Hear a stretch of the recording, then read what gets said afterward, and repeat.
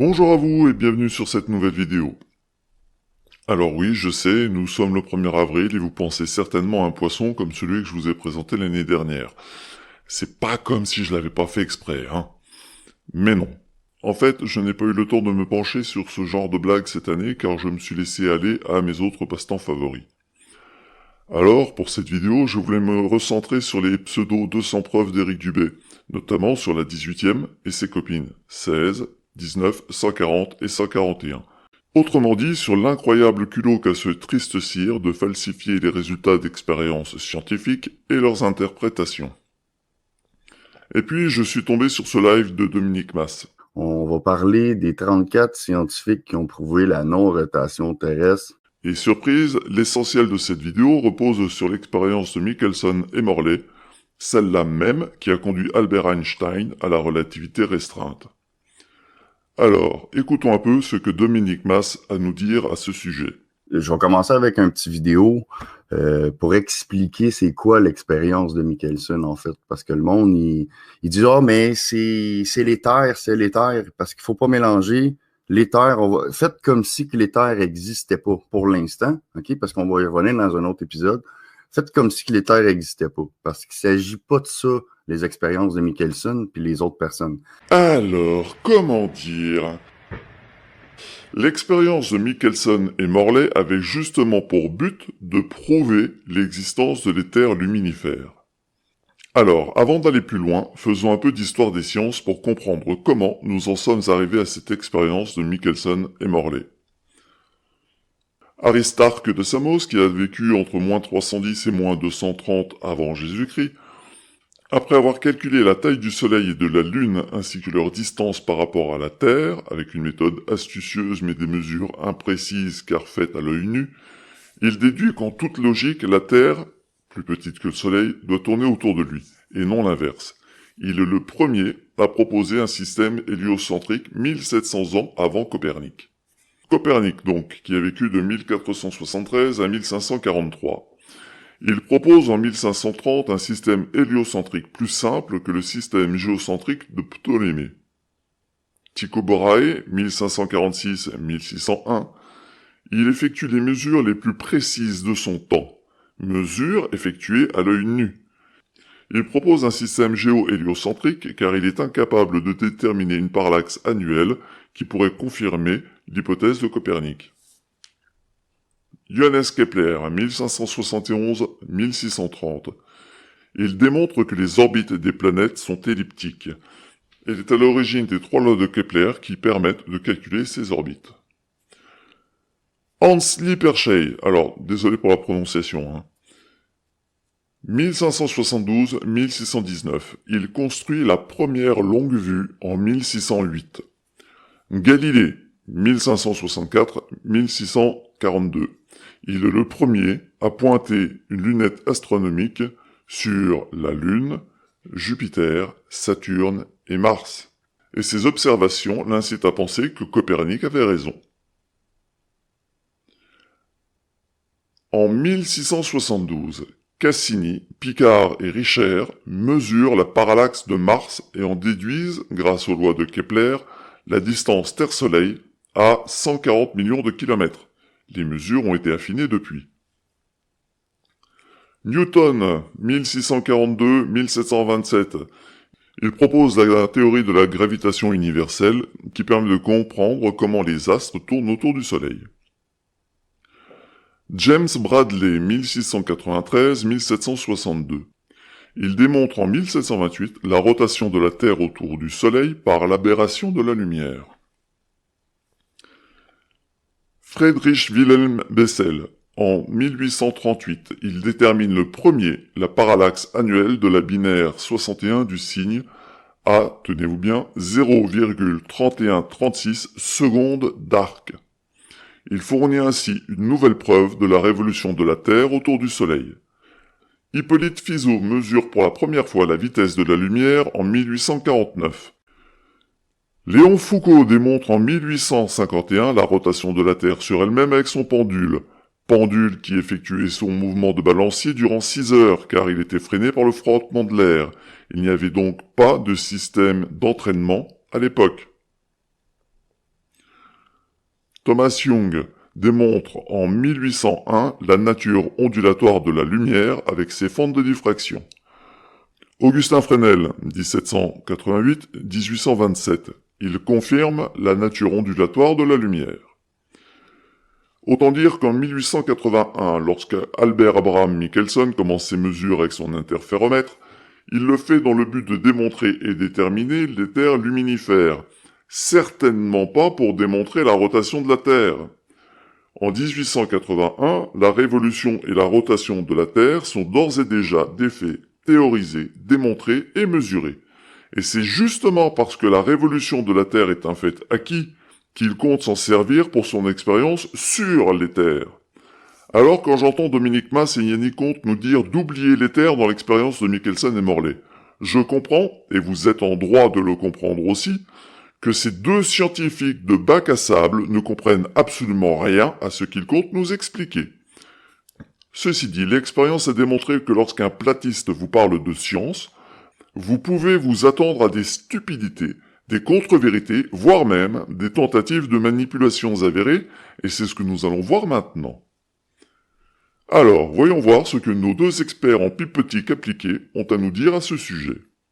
Parce qu'en fait, la science aimait mieux dire que les terres n'existaient pas au lieu d'avouer que la Terre était complètement immobile. C'est la tranche entre les deux. Dominique Mas a une façon bien particulière d'envisager la science où il faudrait nier ce qui a été démontré pour affirmer ce qu'on n'a pas pu démontrer. Pathétique. If we project the beams across a known distance and then recombine them. Ça, c'est un petit peu plus compliqué. C'est une lumière qui va être combinée pour se dévier, en fait. Parce qu'il n'y a pas juste le fait de la vélocité, il y a aussi le fait d'une béréfringence. Okay? Une béréfringence, c'est une alternation dans la lumière, vu qu'on sait que la lumière peut avoir un effet ondulatoire. Puis c'est pour ça que je dis c'est compliqué. C'est pour ça que je me suis mis à deux pour l'expliquer, puisque Yannick est assez avancé là-dedans. Puis cette partie-là, c'est la plus complexe, mais c'est une des plus importantes. Ce qui se conçoit clairement s'explique clairement. Ici, nous avons clairement quelqu'un qui n'a pas compris l'expérience et qui ne comprend même pas les termes qu'il utilise pour en parler. Petit 1. L'expérience consiste à envoyer une lumière monochromatique, donc une seule longueur d'onde, sur un miroir semi-réfléchissant.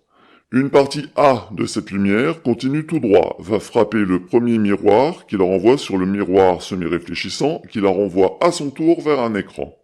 L'autre partie B de cette lumière est renvoyée par le miroir semi-réfléchissant vers le miroir numéro 2, qui la renvoie au travers du miroir semi-réfléchissant où elle va se recombiner à la partie A avant d'aller frapper l'écran. L'analyse des ondes de diffraction devait permettre de mesurer la différence de vitesse entre les lumières A et B. Différence de vitesse supposément due au vent d'éther, produit par le déplacement de la Terre dans ce milieu supposé permettre la propagation de l'onde lumineuse, comme l'air permet la propagation de l'onde sonore. Quant à ce terme de béréfringence inconnu au bataillon, le terme le plus proche serait biréfringence, qui concerne, entre autres, une double réfraction de la lumière lorsqu'elle traverse un milieu doté de cette caractéristique, exemple le cristal de calcite. Mettons cette erreur sur l'accent québécois mais interrogeons-nous sérieusement. En quoi l'expérience de Michelson et Morley est-elle concernée par la biréfringence? En rien. Dominique Mas utilise un terme qui n'existe pas pour décrire une expérience qu'il ne comprend pas. We would expect the two waves to be out of phase by an amount. Il expectait que la lumière allait être out of phase. On va dire qu'une béréfringence, c'est un peu ça. C'est qu'il va y avoir une déviation au pire dans sa lumière. Ça veut dire qu'entre les deux interféromètres, la lumière ne sera pas en ligne droite, elle va avoir une déviance. Ça, je vais l'expliquer d'un plan tantôt. Que dire lorsqu'on entend ce genre d'idiotie? L'expérience n'utilise qu'un seul interféromètre. La lumière n'y est pas déviée, mais réfléchie. Comment compte-t-il expliquer quelque chose qu'il ne comprend pas? En racontant n'importe quoi, évidemment. Parce qu'avec ça aurait pu dire même de combien la Terre aurait bougé, puis à quelle vitesse qu'elle aurait tourné. Avec la déviation de la lumière, ça, je vais revenir.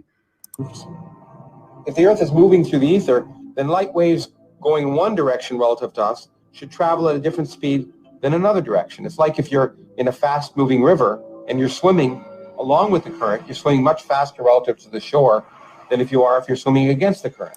OK, ça veut dire, Gab, ça c'est Lawrence Krauss, OK? Alors, Lawrence Krauss est un physicien américano-canadien, astrophysicien, professeur de physique, fondateur de la School of Earth and Space Exploration, et il est antithéiste. Pas certain qu'il soit le meilleur partisan de la Terre plate, mais nous y reviendrons plus tard. Ça, c'est un physicien que lui aussi, il croit pas au modèle astronomique qui nous montre en science. Ici aussi, Dominique Mas ne sait absolument pas de quoi il parle. Lawrence Krauss est un physicien qui travaille sur la physique quantique, sur l'énergie du vide quantique et sur la gravité quantique. En aucun cas, il ne s'oppose à la relativité générale. Il cherche juste à concilier la physique quantique et la relativité générale. Ici, nous avons une énième manifestation flagrante d'une caractéristique fondamentale du platiste de base, une incapacité pathologique à vérifier ses sources. Le Lawrence Krauss explique, c'est comme si tu nages dans une rivière à contre-courant, tu vas nager beaucoup plus difficilement que si tu nages avec le courant. Ça, je vais revenir au référentiel train avant de commencer les explications. C'est ce que M. Lawrence Krauss explique. Vous pouvez pitonner Lawrence Krauss. C'est quelqu'un de connu, c'est un physicien aux États-Unis, très intelligent.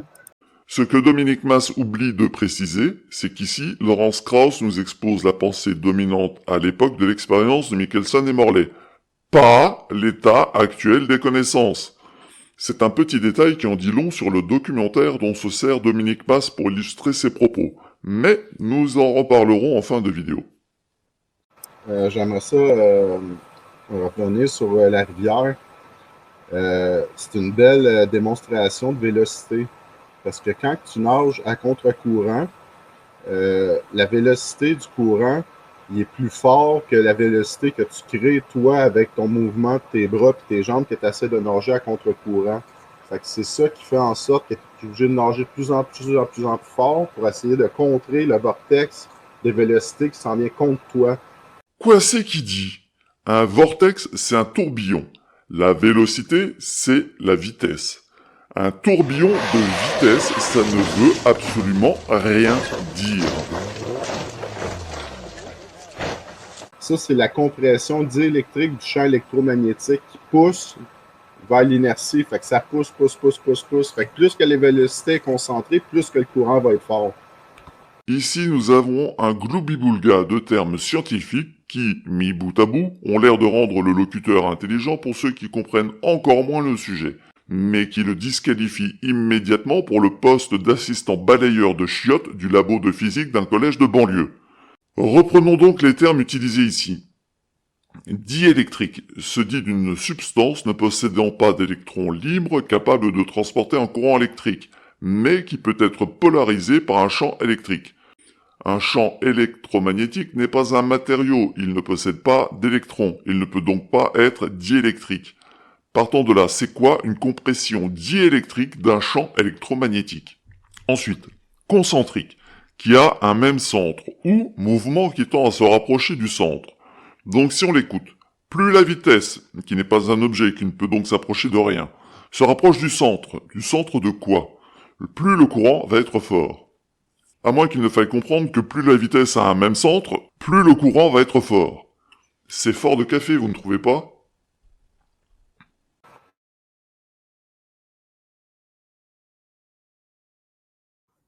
Exactement. OK, je vais continuer ça pour continuer à traduire. Il reste à peu près le 3/4 du vidéo. Merci Yannick en même temps. To do was measure the speed of light in one direction versus another direction to see how fast we're moving through the ether. And what we discovered was it's the same in one direction as the other. OK, ce qu'ils ont découvert, c'est qu'ils envoyaient une lumière dans une direction comme dans une autre, en espérant que sa lumière, la vélocité de sa lumière va voyager moins vite d'un sens comme dans un autre, ce qui n'était pas le cas, en fait. C'est pour ça que Michelson a un prix Nobel pour avoir prouvé que la lumière voyage à la même vitesse dans toutes les directions jusqu'au deuxième ordre. C'est ce que ça veut dire si vous tenez l'expérience de Michelson. C'est M. Abraham Albert Michelson et M. Édouard Morley, pour ceux que ça intéresse. Michelson Morley couldn't measure any effect of Earth's orbit, even though the assumption was at the time that would affect the measured speed of light. Il dit, gars, dans le fond, Michelson n'a jamais été capable de montrer que la vélocité avait changé. Puis ce qui montrait aussi que ça prouvait qu'on tournait pas autour du Soleil comme prétendu la science pouvait l'expliquer.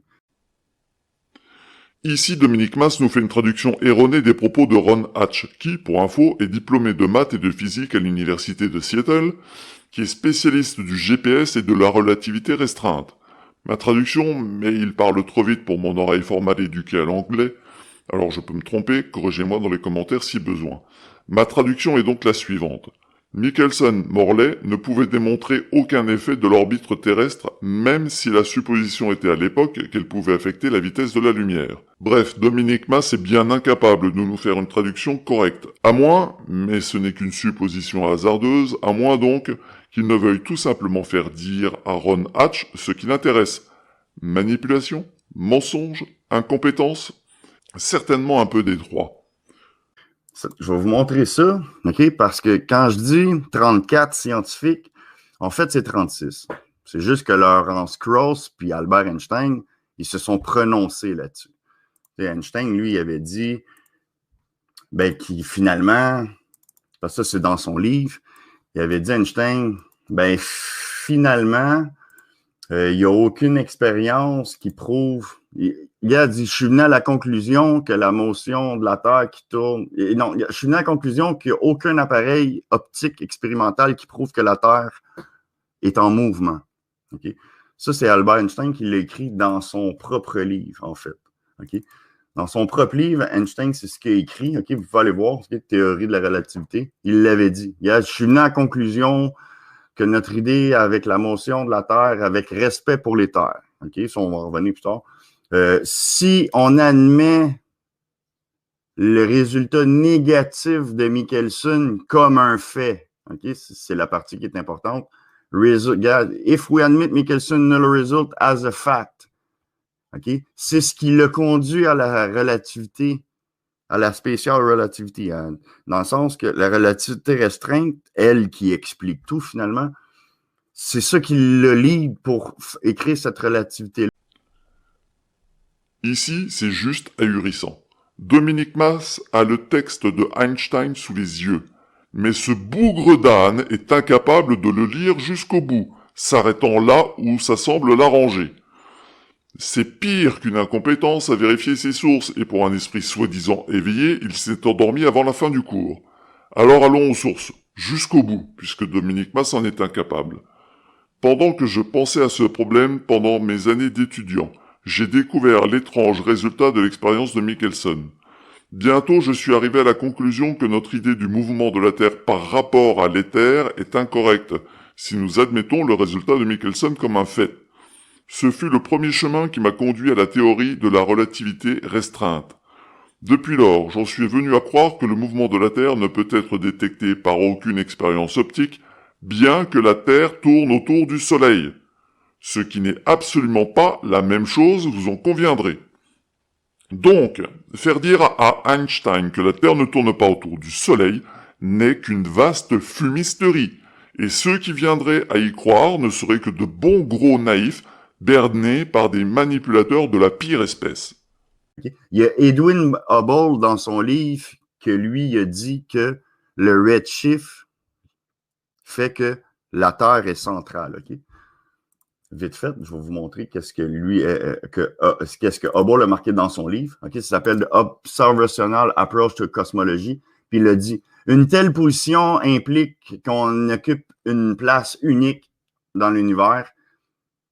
Ça peut pas être disprove, ça peut pas être contraint, puis qu'on est le milieu. Il y a conception of the central Earth. Okay?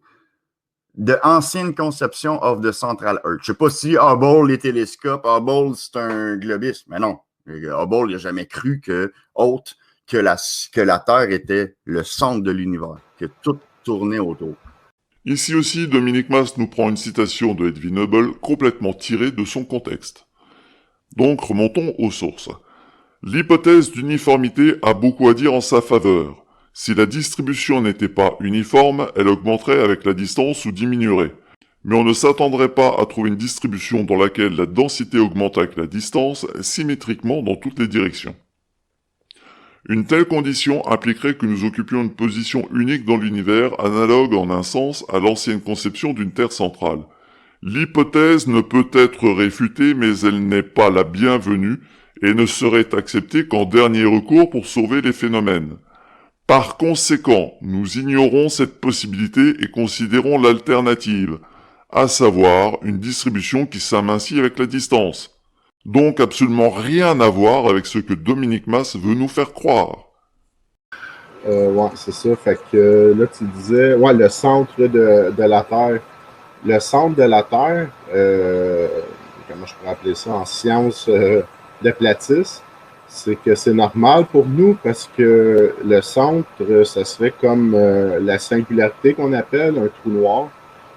Puis ça serait de où est-ce que l'énergie elle sort. C'est l'énergie, dans le fond, entre guillemets, cosmique, là, parce qu'on n'est pas cosmique, là, mais pour qu'on puisse se donner comme une idée. Là. Fait que l'énergie, quand elle se crée, puis qu'elle commence à faire sa création, quand elle sort toujours d'un trou noir. On appelle ça la singularité. Ça, c'est comme un néant à l'infini. C'est de là que l'énergie, elle sort. Puis quand elle sort toujours du centre, puis elle va faire une loupe comme un torus.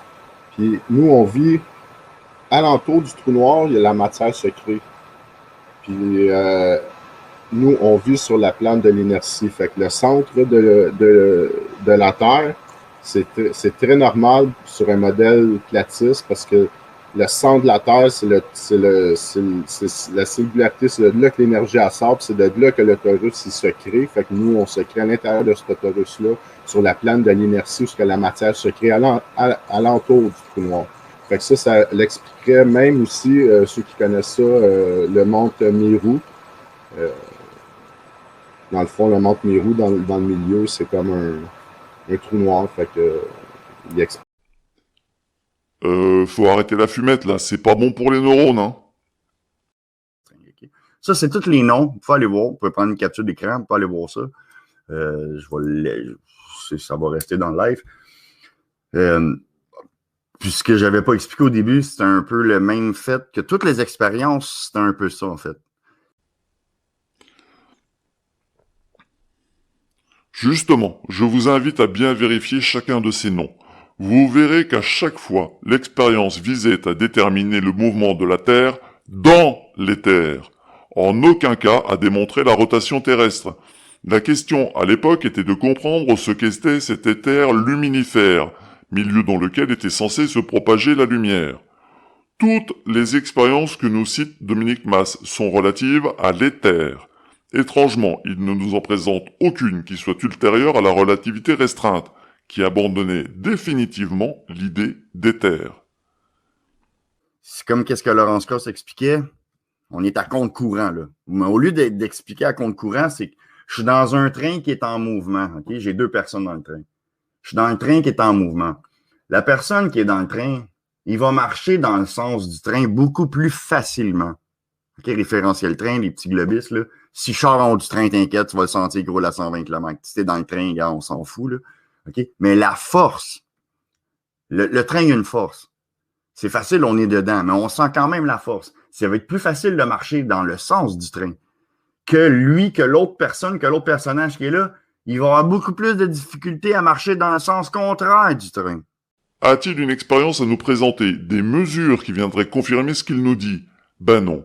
C'est ça qui est bien avec la physique des platistes. Il suffit de croire à ce qu'on nous dit et de ne surtout jamais tenter d'expérience pour le confirmer. C'est simple et pas trop fatigant pour des neurones éponges à sottise. Mettons ton train qui est en mouvement, ton image, la première image, si on prend celle-là, avec le train est en mouvement, on parle pas des gens à l'extérieur. Là. Moi, je parle les globistes qui vont parler de l'effet à l'extérieur du train. Par exemple, l'effet du Coriolis effect. Ils disent que justement, tu es encore en train de prouver qu'il n'y a pas de rotation parce que ça l'affecte pas. Ça l'affecte pas le train, ça l'affecte pas les gens à l'intérieur du train. La seule force qui va affecter le train, c'est la force Magnus, l'effet Magnus qu'on appelle. Cet effet-là, c'est un effet électromagnétique. causée justement par le médium qui est dans l'air à l'extérieur du train. C'est pour ça que les gens, quand ils marchent à l'intérieur du train, les autres ne sont pas affectés par l'effet Magnus, parce que l'effet Magnus frappe le train puis dévie l'effet. Fait que je voulais juste rajouter ça pour dire que l'effet Coriolis, ça n'existe pas. Faut vraiment qu'il arrête la fumette.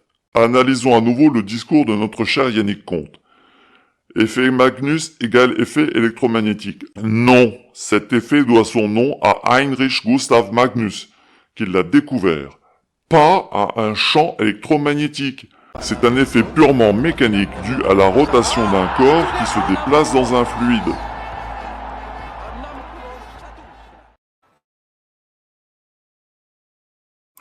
En même temps qu'on en parle, merci.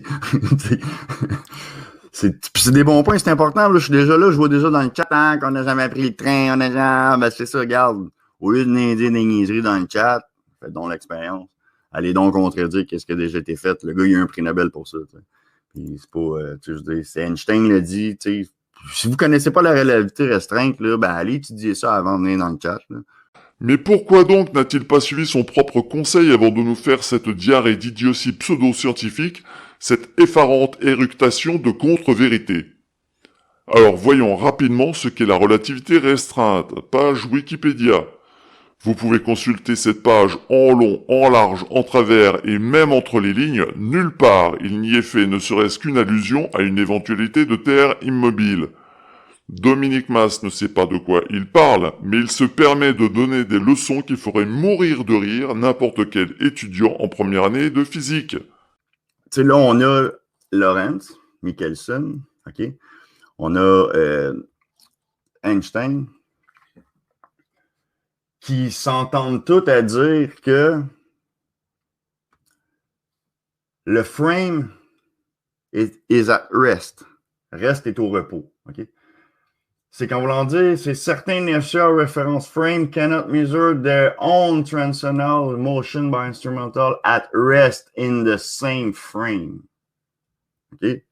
Ça, se sont mis les quatre, se sont dit, la Terre est au repos. Le référentiel terrestre is at rest, est au repos. Dans le fond, il est immobile. OK?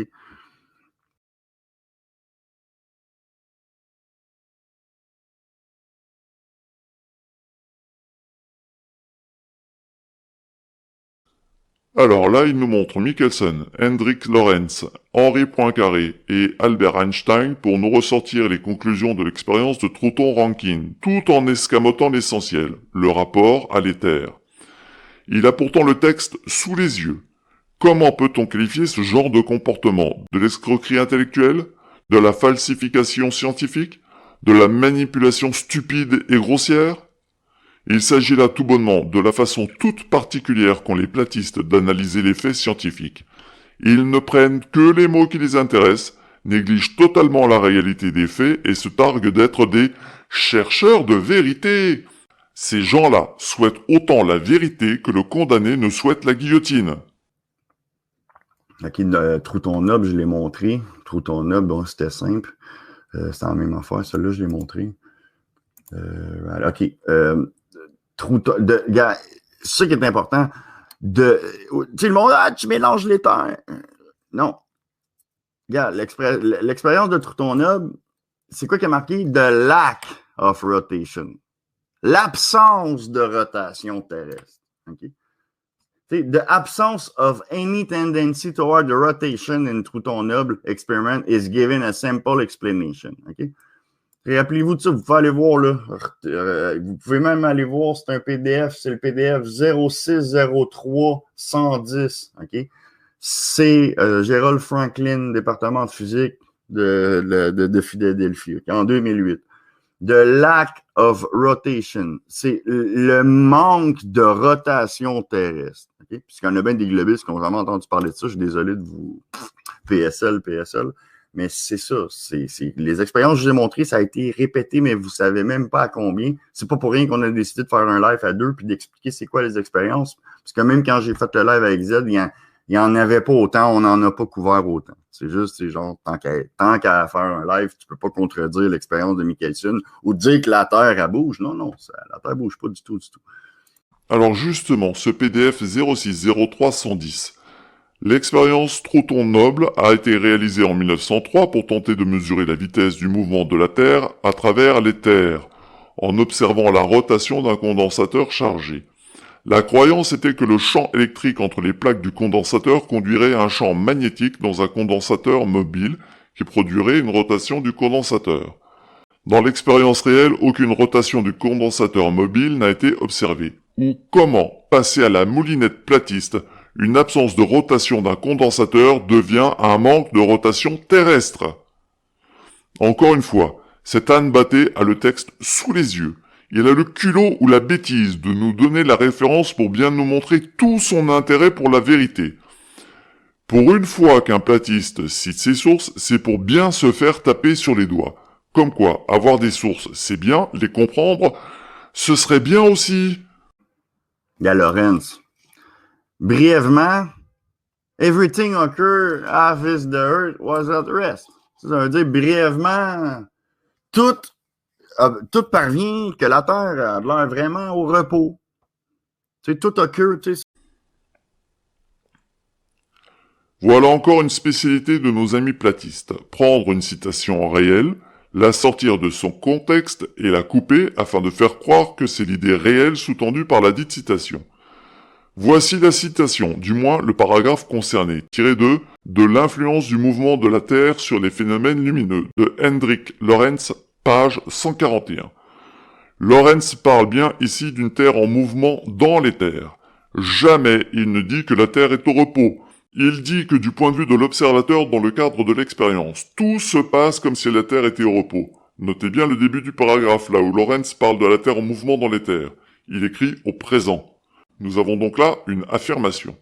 En revanche, lorsqu'il évoque la Terre au repos, il emploie le conditionnel. Bref, une nouvelle preuve de la constance maladive qu'ont nos platistes à travestir les propos des scientifiques pour leur faire dire ce qu'ils n'ont jamais dit. Oui, aussi. Ah, ça l'est, le Lawrence Krauss. Vous pouvez aller voir. Ça s'appelle The Energy of Empty Space that is in Zero, outlet or Edge Org 7 du 5 du 6. Vous pouvez aller voir ça. Vous allez trouver l'expérience qu'ils ont faite. Ils se sont lancés dans un sous-marin, puis ils ont calculé, puis c'est comme ça qu'ils ont défié la gravité dans un sous-marin. Vous pouvez aller voir.